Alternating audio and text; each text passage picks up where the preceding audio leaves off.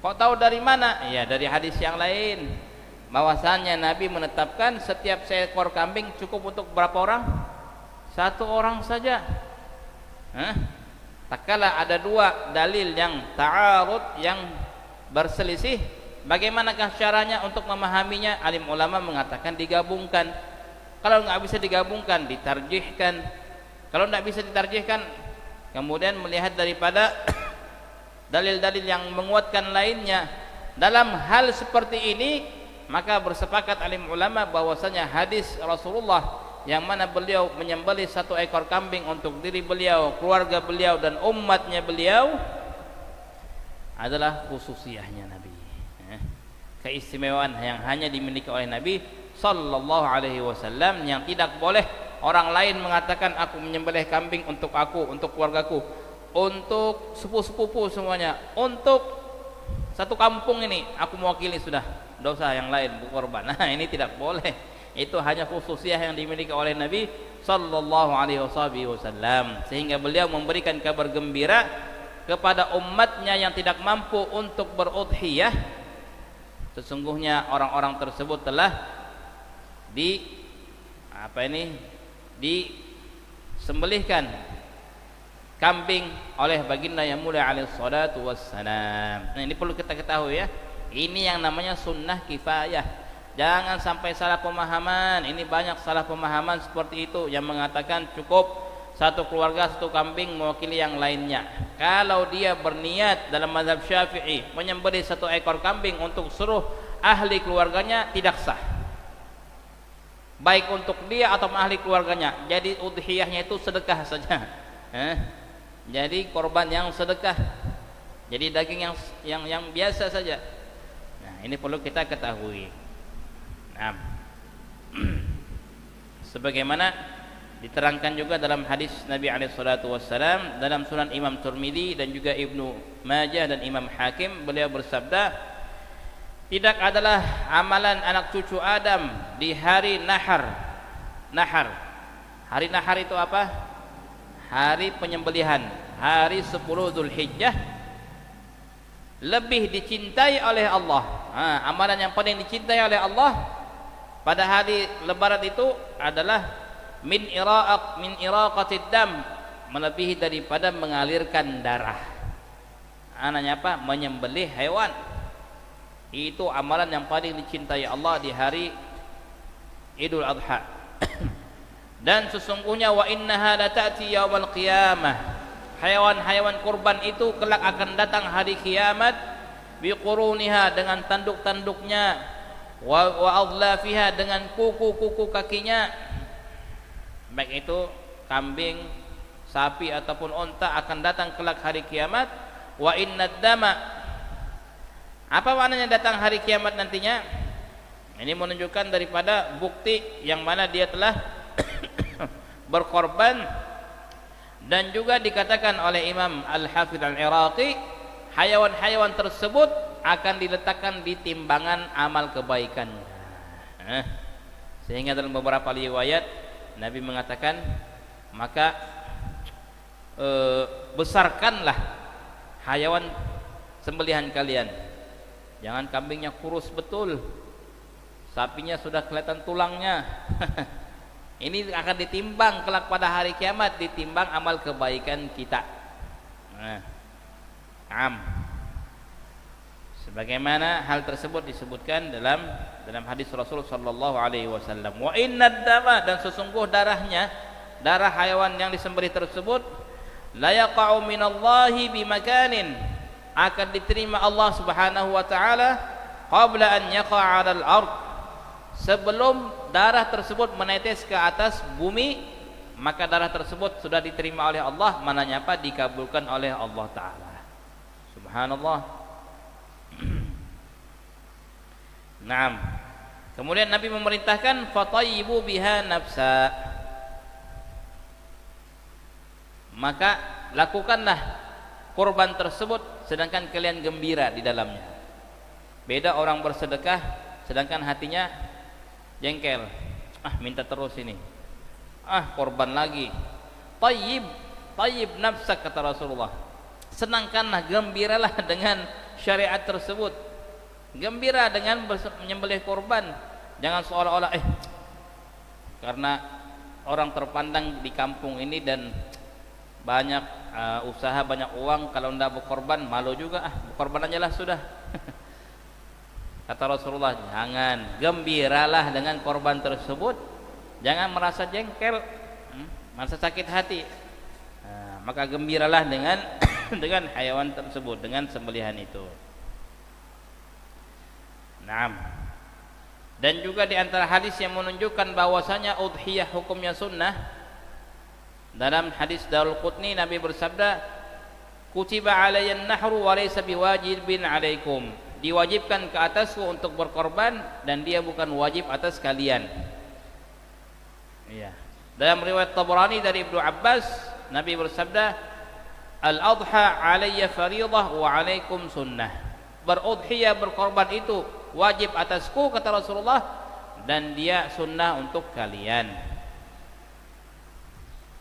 Sawa.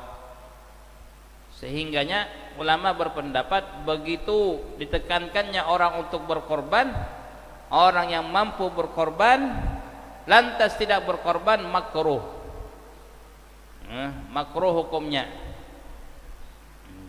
Dan juga berkorban itu bukan ibadah tuntutan setahun sekali. Sebagaimana haji ya, sekali sudah cukup. Yang berikutnya sunnah, haji kedua, haji ketiga, haji keempat. Tapi yang namanya berkorban, setiap tahun dia mampu, setiap tahun dia juga sunnah untuk melaksanakannya.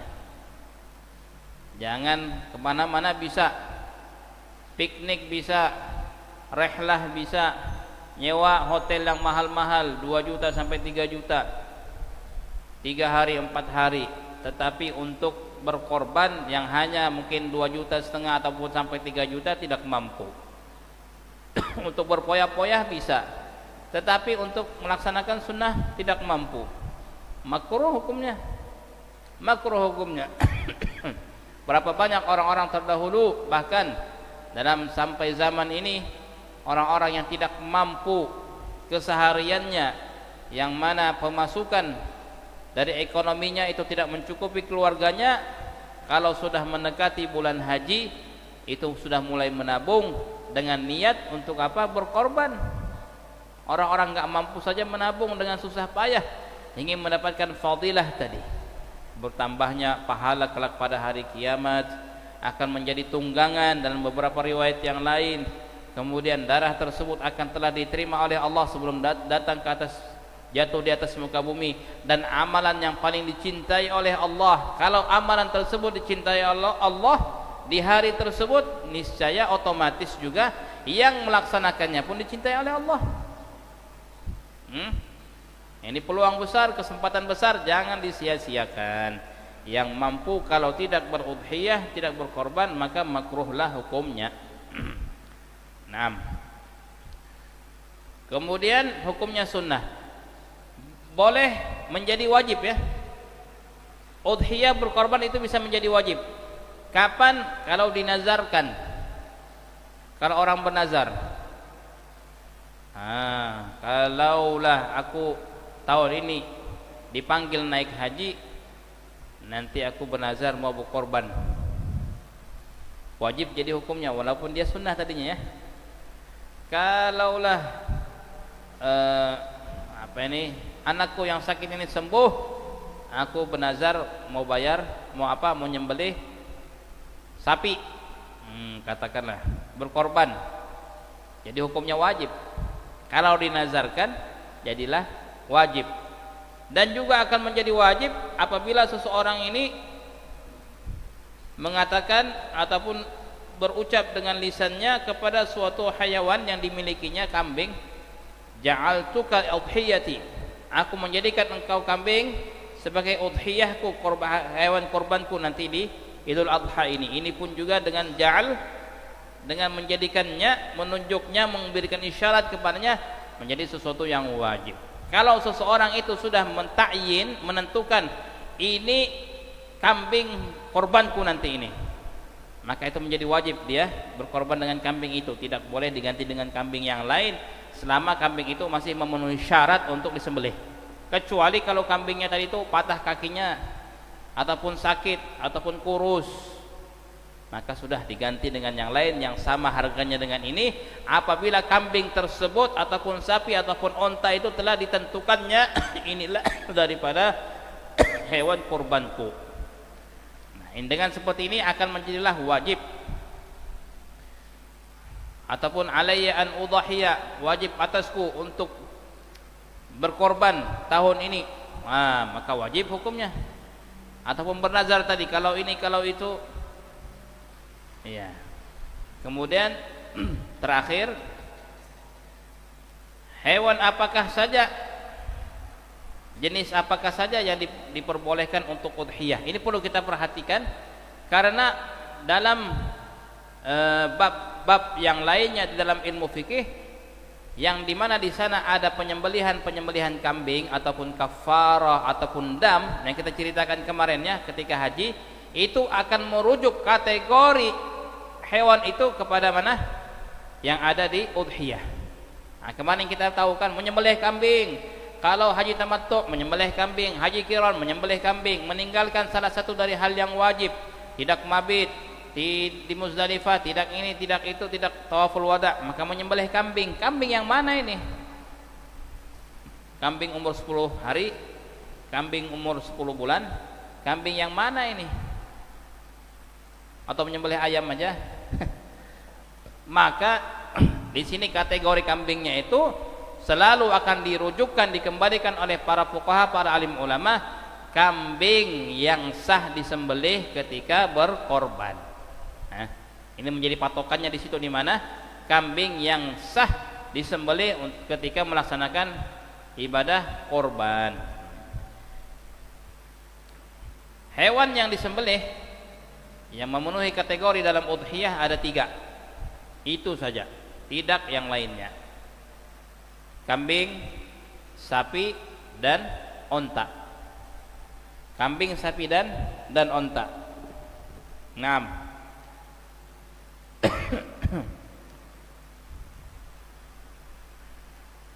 Tidak sah dengan kuda, walaupun kuda halal ya.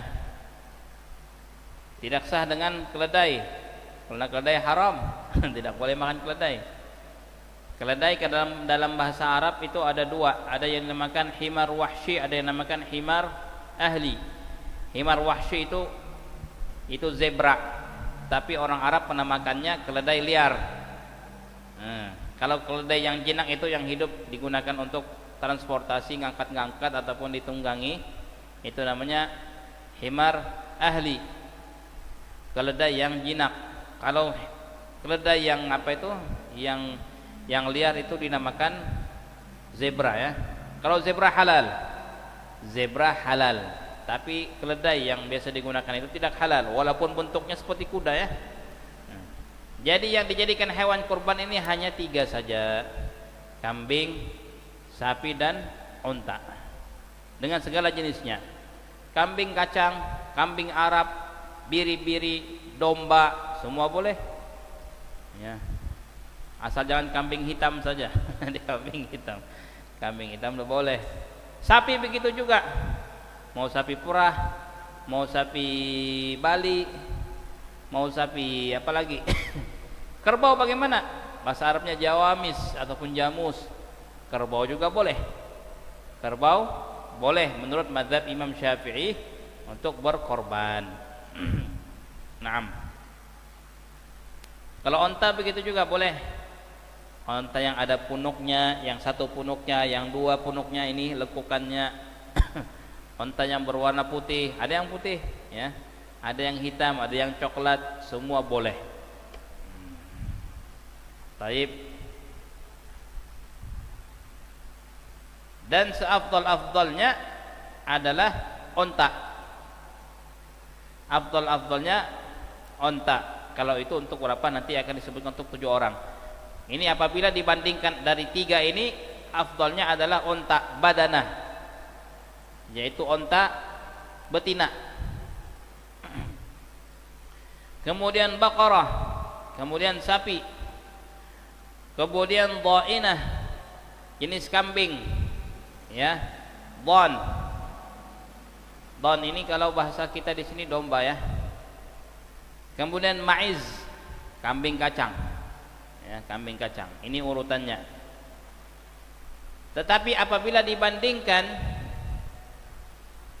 menyembelih 1 ekor sapi untuk 7 orang ataupun 7 orang setiap orang menyembelih kambing, maka fuqaha mengatakan menyembelih 7 ekor kambing untuk 7 orang lebih afdal daripada 1 ekor sapi untuk 7 orang. Ya, itu lebih afdal. Naam. Begitu juga afdal daripada onta. Sawa. Kemudian apabila dibandingkan melihat daripada jenisnya, maka yang berwarna putih lebih afdal. Oh, kok ada kategori yang putih juga? Subhanallah, dalam Islam pun juga bahwasanya warna itu mempengaruhi.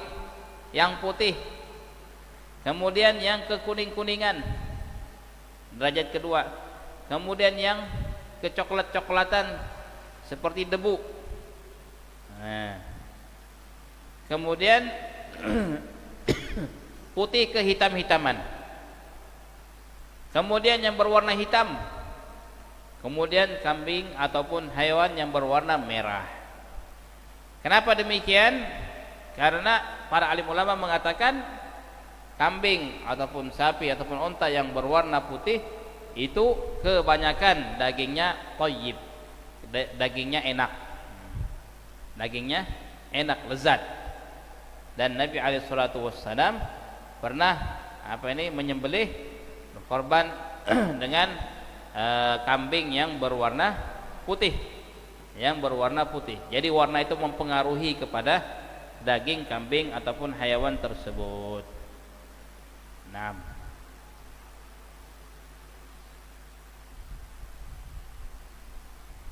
baik, insyaallah kita akan lanjutkan nanti malam. Ya, ini yang berkaitan dengan masih hayawan kurban tersebut kategori apa sajakah apabila dipandang daripada umurnya, dari umur berapa sampai ke berapa. Tidak semua yang namanya kambing, tidak semua yang namanya sapi dan unta itu boleh disembelih. Ada kategori umur tersendiri, tidak sembarangan. Dan insyaallah kita akan lanjutkan nanti malam. Mudah-mudahan Allah Subhanahu wa taala memberikan kita kemanfaatan dengan ilmu yang kita pelajari, dan mudah-mudahan Allah Subhanahu wa taala memberkati dan senantiasa menuntun kita untuk kepada jalan yang benar sehingga kita diridhai oleh Allah taala dan kita akan dikumpulkan dengan Nabi sallallahu alaihi wasallam sebagai umat yang menjalankan daripada sunnahnya. Amin ya rabbal alamin. Billahi taufiq wal hidayah. Assalamualaikum warahmatullahi wabarakatuh.